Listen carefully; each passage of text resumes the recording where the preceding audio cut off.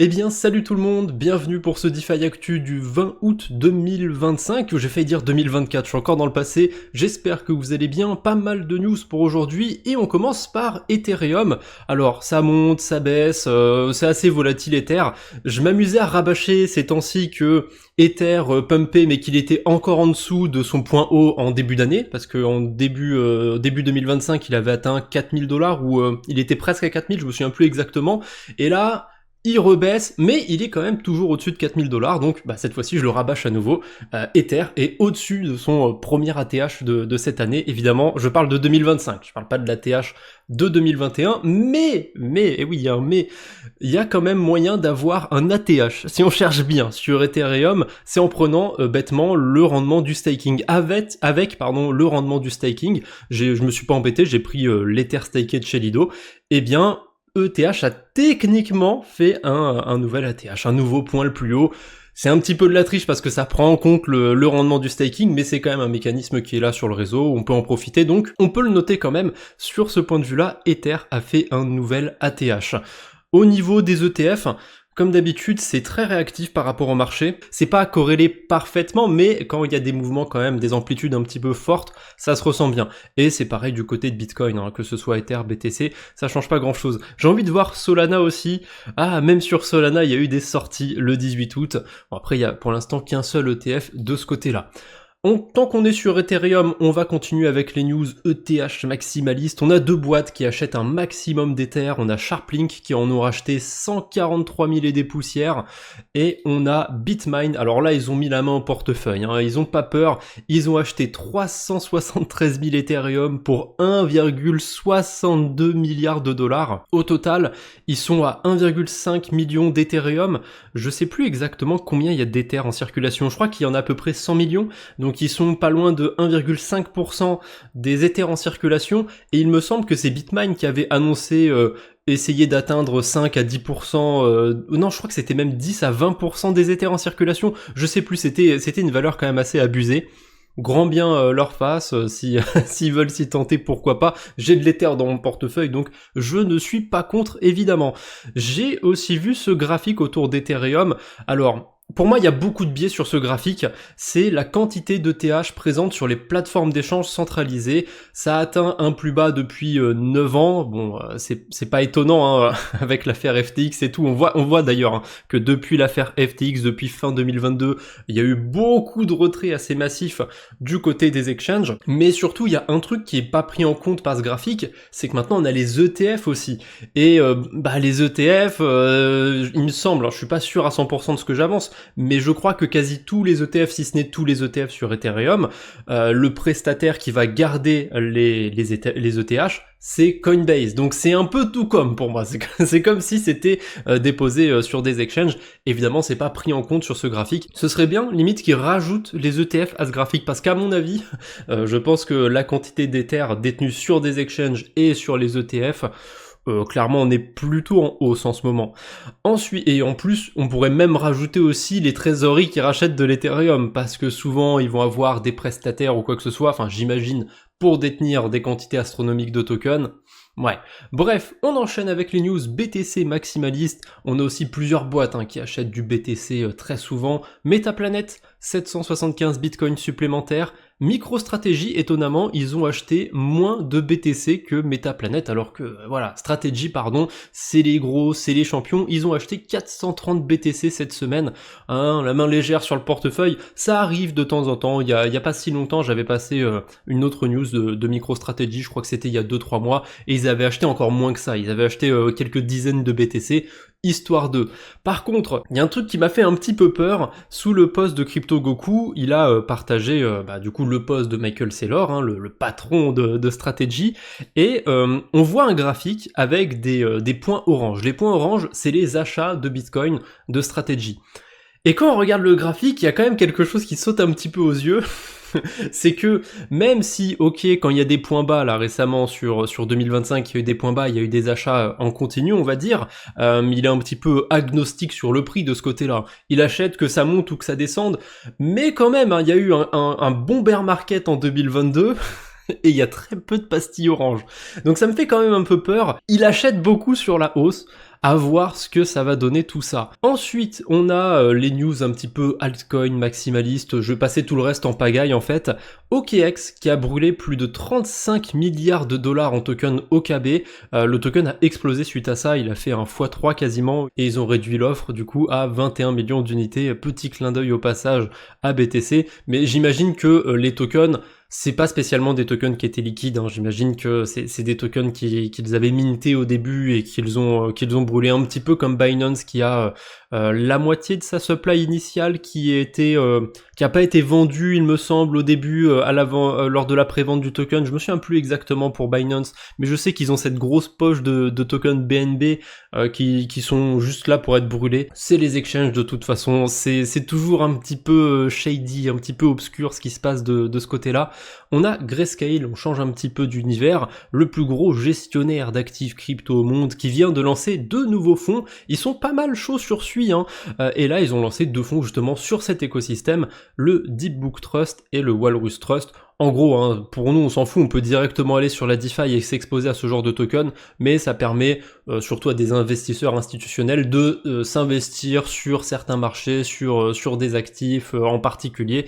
Donc là ça permet à des investisseurs institutionnels de s'investir sur des tokens de l'écosystème SUI. Pourquoi pas. Ensuite, on a une boîte qui s'appelle Safety Shot qui a voulu, je sais pas s'ils l'ont fait du coup, mais ils ont parlé de lancer une trésorerie en token bonk et leur action s'est faite défoncer. Il me semble que c'est eux qui se sont pris un moins 25 à moins 30% juste à la sortie de cette news. Donc on a eu pas mal d'annonces de trésorerie, on en a encore de temps en temps, je crois qu'il y en a qui sont passés depuis le dernier DeFi Actu, mais voilà, je peux pas non plus tout voir passer, je rate des trucs de temps en temps.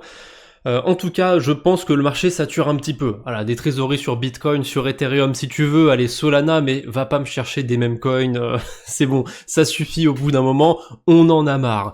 On a le Wyoming qui lance le Frontier Stable Token, donc le premier État américain à émettre son propre stablecoin. Ça fait un petit moment déjà que on entend un petit peu parler de cette news du côté du Wyoming, et d'ailleurs c'est intéressant. Je me rappelle qu'ils avaient fait un partenariat avec Sei. Pour l'instant leur stablecoin il est lancé sur 7 blockchains, donc on a Ethereum, Solana, Arbitrum, Avalanche, Polygon, Optimism et Base. J'ai l'impression qu'ils se sont fait un petit peu en tourloupé, Sei. Ils sont pas. Il y a pas le stablecoin sur leur écosystème.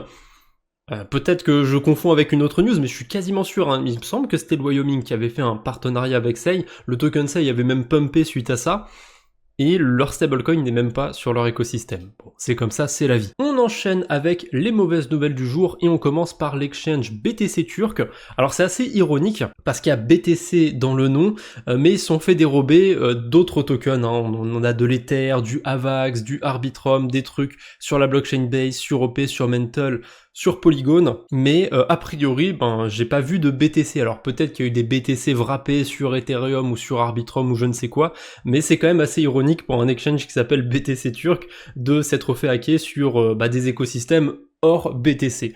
Par contre c'est pas cool pour les utilisateurs, 50 millions quand même de dérobés. J'ai pas été voir le compte de BTC turc, je sais pas s'ils peuvent tanker une perte comme ça, mais en général quand on a des vols sur des plateformes d'exchange, c'est souvent sur les hot wallets, donc c'est pas là qu'il y a le gros des liquidités de l'exchange.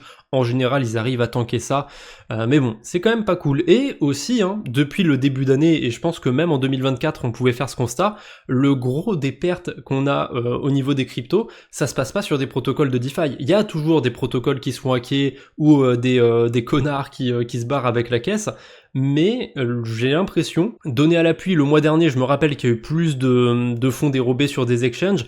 Depuis le début d'année, il y a eu Bybit qui a perdu quasiment 2 milliards. Donc c'est sûr que 2025, il y a eu plus de fonds dérobés sur les exchanges, mais quand même, malgré tout ça, généralement les exchanges arrivent à tanker. Bybit est encore là, ils sont toujours en forme. Je pense même qu'ils ont encore plus de volume qu'avant le hack. C'est quand même pour vous dire à quel point c'est fou. Ça peut limite leur faire de la pub de se faire hacker. Bref. C'est comme ça, c'est la vie, il y a plus de fonds volés, mais faut croire que les utilisateurs trouvent toujours leur compte dans cette histoire. On a eu un petit drama du côté de Relais, il y a des utilisateurs qui avaient l'impression que en faisant des transactions, enfin même pas l'impression en fait, il y a des utilisateurs qui ont fait des transactions autour de Relais et ils ont eu des fonds qui se sont évaporés dans la nature. En gros, ils ont voulu faire des swaps, sauf qu'ils recevaient pas les tokens. A priori, le problème venait pas de Relais, ça venait ça venait vraiment de la racine en fait, ça venait des utilisateurs en eux-mêmes, leur wallet avait été compromis. Soyez prudents comme d'habitude, n'hésitez pas à utiliser des outils comme Rabby qui peut simuler vos transactions, vous voyez tout de suite si ce que vous apprêtez à faire c'est bizarre ou pas, et si vous utilisez encore MetaMask, il y a des outils qui vous permettent de prévisualiser vos transactions. Toujours dans les mauvaises nouvelles, on a Logex, le concurrent, on va dire, à Hyperliquid. Ça me fait un petit peu marrer de dire que c'est un concurrent juste parce que c'est un autre protocole de perpétuel. Eh ben, c'était un concurrent d'Hyperliquid à vrai dire, puisque le 21 août, 17h, heure française, c'est fini, voilà, Logex, ils mettent la clé sous la porte, salut, pensez à retirer les fonds si vous en avez sur le protocole. Honnêtement, je pense que dans ma communauté, il n'y a pas grand monde qui doit avoir des sous encore sur Logex. Il y a plein de projets qui apparaissent, il y a plein de projets qui arrivent pas à toucher leur public, ou alors qui sont juste là pour surfer un petit peu une hype ou quoi que ce soit, et qui finissent par disparaître. C'est chiant, mais c'est comme ça. Allez, on enchaîne avec les levées de fonds. Il y en a pas eu tant que ça depuis la semaine dernière. J'ai vu plus fourni quand même pendant ces vacances. Donc on commence par Trade Tide AI. Comme son nom l'indique, c'est une plateforme intelligence artificielle, crypto et compagnie. On sait pas combien ils ont levé, mais ça a une préévaluation de 20 millions de dollars, donc ça a l'air d'être un petit projet. On commence doucement pour les levées de fonds. Ensuite, on a HackQuest, j'ai l'impression que j'ai mal prononcé, 4,1 millions de dollars de levée, et a priori c'est une plateforme de learning, d'apprentissage pour le développement Web3. Donc si vous avez envie d'apprendre à coder, bah n'hésitez pas à aller faire un tour du côté de HackQuest. Je connais pas du tout le projet ni dev ni d'Adam, mais ça a l'air d'être la promesse du projet, donc sait-on jamais. Shrapnel, un studio de jeux vidéo qui sont derrière le jeu justement Shrapnel. Je connais pas du tout, je sais pas ce que ça donne. Ils ont levé 19,5 millions de dollars, et ça me rend fou de voir de toutes ces années là, toutes ces années où, enfin j'ai toutes ces années, ça doit faire 2 ans que je fais les DeFi Actu, peut-être un peu plus maintenant. 2 ans que je fais des DeFi Actu et je vois à chaque fois des studios de jeux lever des fonds, 5 millions par-ci, 10 millions par-là, 3 millions par-là, 500 000 balles par-là. Mais qu'est-ce qu'ils foutent avec ce pognon? Qu'est-ce qu'ils en foutent de ce pognon? Ils sont payés comment? C'est vraiment des dollars? Ils sont pas payés avec des ronds de carottes ou je sais pas quoi, comme dirait ma grand-mère? Non, parce que j'arrive pas à comprendre. Pourquoi il y a aucun jeu Web3, machin truc, AAA qui est marquant? Peut-être que parmi vous, il y en a qui m'écoutent et qui jouent à des jeux Web3 tous les jours et ils sont super contents. J'en connais pas. Je connais de noms, genre Cross the Edge, ce genre de choses, mais est-ce qu'il y a quelque chose qui a percé un petit peu la bulle du mainstream? J'ai pas l'impression, et c'est fou, il y a des millions de dollars qui sont injectés dans ce genre de jeu, moi ça me rend toujours aussi fou. Bref, The Agent AI a reçu du soutien financier de la part de Momentum, pourquoi pas, Momentum c'est un DEX sur la blockchain Sui, donc j'imagine que ce move c'est peut-être pour amener un petit peu de l'IA sur la DeFi du côté de Sui, hâte de voir s'il y a des choses qui vont se faire de ce côté-là. Je suis pas hyper fan de tout ce qui est DeFi, AI et compagnie, mais je demande quand même à voir. Je suis toujours curieux quand il y a des nouveautés, même si je vais pas forcément aller dessus. On a USD AI, je connais juste de nom, je sais qu'il y avait un airdrop à farmer de ce côté-là, et ben ils ont fait une prévente, ils ont levé 13,4 millions de dollars aussi au passage. Je crois que la prévente, non, je crois que j'ai une bêtise pour la prévente, il me semble qu'elle va commencer, ils l'ont annoncé récemment, mais à côté de ça, du coup, ils ont levé 13,4 millions de dollars. Hyperbit, je pense que ça fait plaisir à pas mal d'entre vous parce que Hyperliquid, c'est très populaire dans la sphère francophone. Hyperbit a levé 5,2 millions de dollars, ce qui est plutôt ok pour ce que c'est, c'est pas non plus un protocole qui révolutionne la DeFi. Hâte de voir ce que ça va donner leur airdrop, je l'ai un petit peu farmé de mon côté, j'ai des sous dans le vault avec l'USDT, mais j'ai très peu d'attentes, comme c'est quelque chose de très passif à faire. Par contre, ceux qui ont été spéculés sur les yield tokens du côté de Pendle et compagnie. Je serais très curieux, si jamais il y en a parmi vous, je serais très curieux quand il y aura l'airdrop que vous me disiez si c'était rentable ou pas. Et si vous avez fait ça par rapport à un autre airdrop d'ailleurs sur des yield tokens du côté de Pendle, dites-le moi en commentaire si c'était intéressant ou pas. Je suis quand même curieux d'avoir des retours sur ça. Parce que j'ai jamais eu trop le courage, on va dire, de spéculer sur des yield tokens pour des airdrops. Je sais que certains airdrops ça a marché. Usual, c'est fou de se dire que ça a marché, mais bon bref.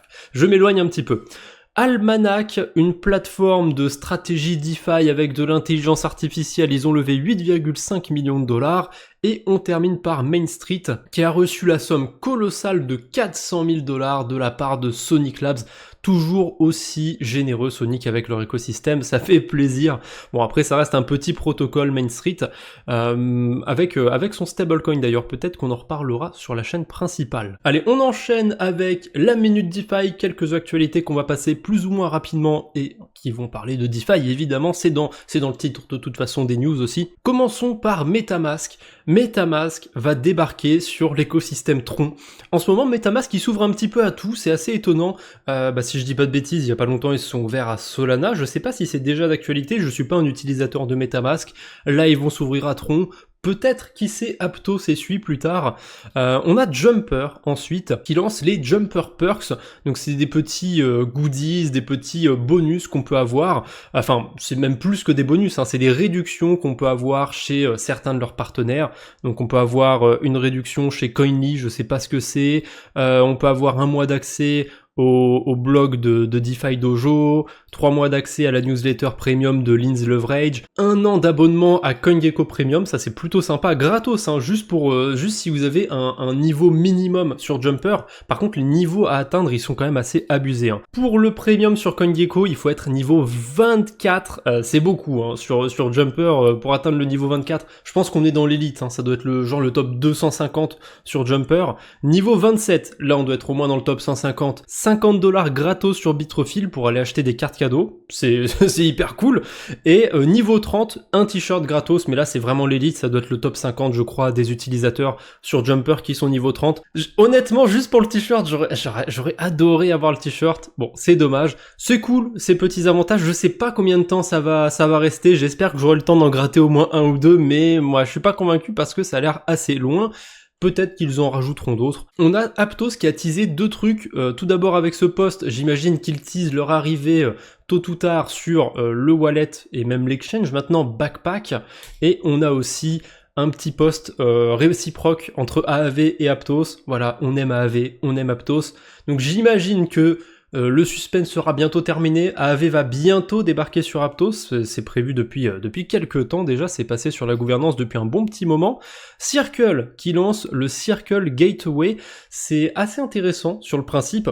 En gros, c'est une sorte de programme, on va dire, je sais pas exactement comment ça va se matérialiser dans l'utilisation, s'il va falloir avoir un wallet dédié ou je ne sais quoi, mais a priori Circle lance un truc pour que les USDC soient tous réunis. Peu importe sur quel écosystème vous les avez, sur Arbitrum ou quoi que ce soit, vous pouvez en fait les utiliser, peu importe depuis quel écosystème. Ce sera pas disponible avec toutes les blockchains sur lesquelles l'USDC est dispo pour l'instant, mais hâte de voir comment ça va être utilisable ce truc.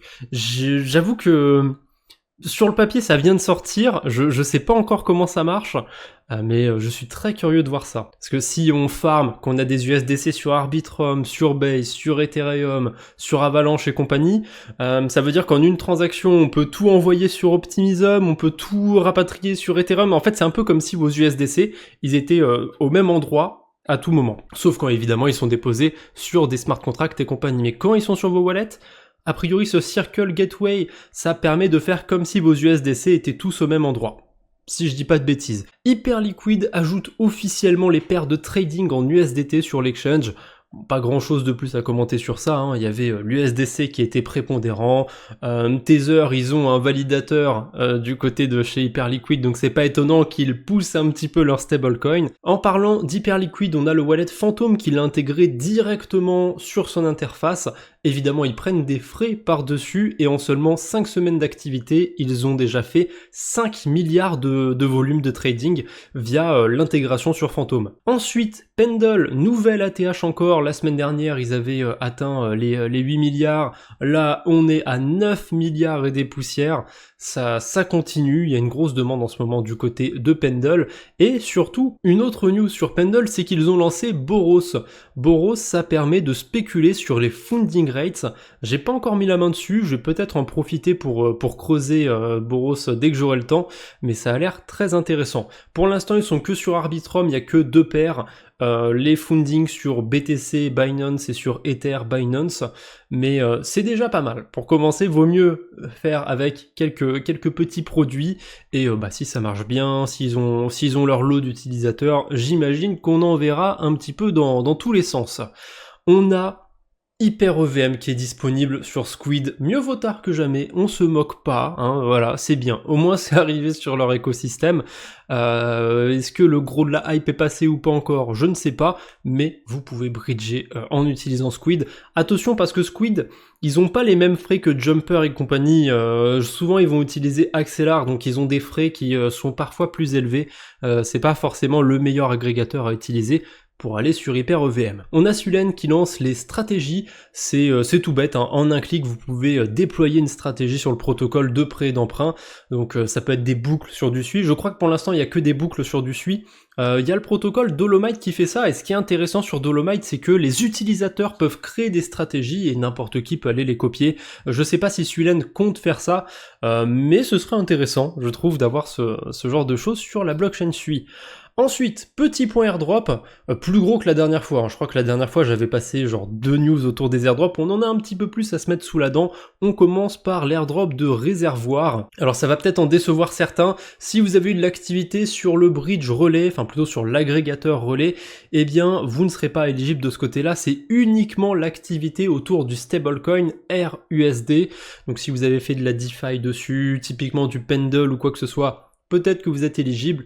Allez regarder, je vous mettrai le lien dans la description. Ensuite, on a Sol Layer avec le token Layer, le vesting est terminé. Alors il y a eu toute une aventure hein, sur ce token, il s'était plutôt bien apprécié après son lancement, et à un moment il y a eu un drama, je me souviens plus exactement si c'était des investisseurs ou la team ou quoi que ce soit. Il y avait des entités qui avaient vendu, le token s'est fait défoncer, il s'est pris un moins 80% d'un coup. Mais bon, il a 60 centimes actuellement, je crois que c'est au-dessus de son prix de listing, si je dis pas de bêtises, donc c'est déjà pas si mauvais. Voilà, si jamais vous avez oublié, vous avez réclamé au début, parce qu'on pouvait réclamer une première portion au début, vos tokens Layer, et que vous ne pensez pas à ce vesting, retournez sur le site de Sol Layer, allez réclamer les tokens qu'il vous reste, on sait jamais. Hyperlane saison 2, et oui c'est tombé assez rapidement hein, par rapport à la saison 1, je crois que ça a duré qu'un seul trimestre cette saison 2, fallait s'enregistrer il y a quelques temps, si vous êtes enregistré, le claim est disponible, pour le coup j'ai pas du tout utilisé Hyperlane entre la saison 1 et la saison 2, donc je ne suis pas éligible pour ma part. On a les tokenomics de Mytho, donc le token de Mythosis. Je l'ai vu juste avant de lancer cette vidéo, voilà, je l'ai mis dans les news, tac, allez hop, j'ai pas le temps, je te mets dans les news. Donc j'ai pas regardé en détail ce que ça donne, je vois qu'il y a 10% des tokens pour le Genesis airdrop, donc pour l'airdrop du départ. Ça me paraît quand même un peu léger, un peu light. Mythosis, il y a eu plein de choses à faire sur cet écosystème. Au début, ça me faisait un peu penser à Eigenlayer et compagnie, on pouvait déposer des ethers stakés pour aller choper des points. Moi, j'en étais resté là. Hein. J'ai dû déposer de l'ether staké pendant un mois ou deux. Je suis sorti. Ensuite, ils ont lancé des trucs sur testnet et compagnie. Ils ont fait plein de choses. J'ai pas du tout suivi. Du coup, je trouve que 10% pour ça, c'est quand même plutôt léger hein, pour toute l'activité qu'il y a eu, et en plus si moi j'ai un airdrop qui est pas mauvais par rapport aux gens qui sont investis à fond sur l'écosystème, si avoir déposé des liquidités au début ça joue grandement sur l'airdrop, c'est quand même un petit peu du vol parce que honnêtement j'ai rien fait dessus, donc on verra comment ça va se passer, peut-être que les critères vont être sympathiques pour certains utilisateurs, en tout cas je trouve quand même que c'est un petit peu décevant, 10% pour l'airdrop. Mais curieux de voir les critères quand ce sera lancé. On a un checker pour voir son volume du côté de Unit. Je sais pas pourquoi, mais il y a pas mal de spéculations sur l'airdrop de Unit. Unit du coup c'est c'est l'entité on va dire qui permet de détenir de l'Ether, qui permet de bridger en fait, de wrapper de l'Ether, du BTC, du Solana et d'autres tokens sur l'écosystème d'HyperEVM et sur l'exchange Hyperliquid. Et il n'y a pas 10 000 choses à faire hein, pour farmer cet airdrop, ça va être faire du volume, détenir éventuellement des tokens wrappés par HyperUnit, en trader le plus possible, etc. Faire des frais aussi en tradant dessus, éventuellement déposer sur des protocoles de DeFi aussi sur HyperEVM. Mais je sais pas, par la nature du protocole en fait, je suis pas hyper convaincu. Il y en a qui le voient un petit peu comme un Hyperliquid bis. Peut-être que je passe complètement à côté de ça, mais je sais pas, j'ai du mal j'ai pas la vision sur Unit. Après peut-être que je fade encore une fois, comme on dit, je passe encore une fois à côté de l'évidence, mais vous pouvez aller voir si vous avez fait pas mal de volume dessus, et si vous trouvez que c'est pas assez, eh bien voilà, vous aurez des données à vous mettre sous la dent, et vous pourrez savoir si c'est bon, vous en avez assez fait, ou si éventuellement faudrait remettre un petit coup d'activité là-dessus. Toujours sur l'écosystème d'Hyperliquid, iBridge.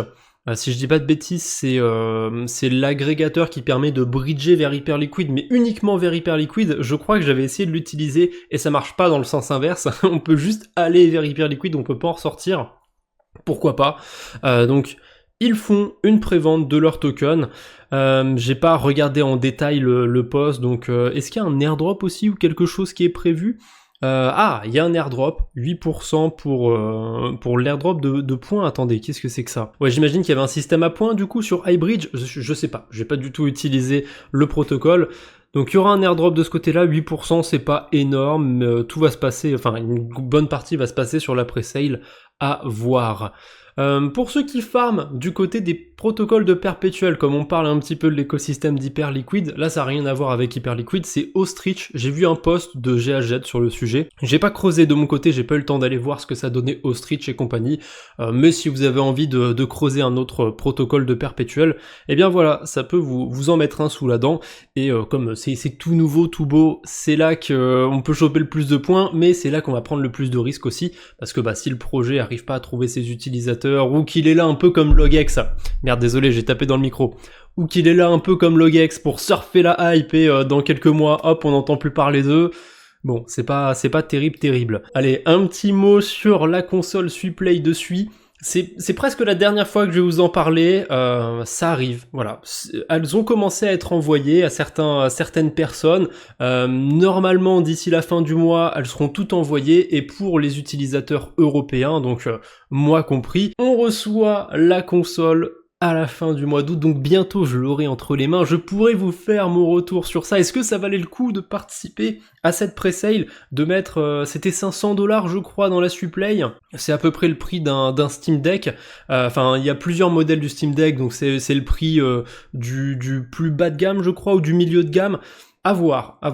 D'ailleurs, j'ai jamais testé le Steam Deck, donc je pourrais pas vous faire une comparaison parfaite avec, mais je vous donnerai au moins mon avis sur le Suplay. Pour terminer, le même du jour, je suis tombé par hasard sur ça, je crois que c'était Crypto Goku, ou un compte d'actu que je suivais qui l'avait partagé, et j'y ai pas cru au début quand c'était partagé, j'ai voulu aller voir par moi-même, mais a priori il y a quelque chose qui s'est lancé et qui vous permet de farmer un airdrop, de farmer des récompenses en faisant des photos de votre caca, comme dirait Jean-Pierre Coff. Les patrons de Leader Paris faisaient caca dans des raviolis, ça vous va? On peut faire des photos de son caca pour transformer ça en dollars, c'est super. Enfin pas en dollars évidemment, en dollar poop, donc en même coin. Ce qui est un peu curieux, c'est que le token existe déjà et tout. J'ai été voir un petit peu le site. Ça m'a l'air, ça m'a l'air un petit peu, je vais pas dire scammy non plus, mais ça m'a l'air d'être un petit peu limite comme app. En tout cas, j'irai pas faire des photos de mon caca, ça c'est juste pour moi. Je le regarde avant d'appuyer sur le bouton, et j'en suis très fier la plupart du temps. Bref, je ne vous embête pas plus pour aujourd'hui, on se retrouve bientôt j'espère, d'ici là portez-vous bien, salut tout le monde!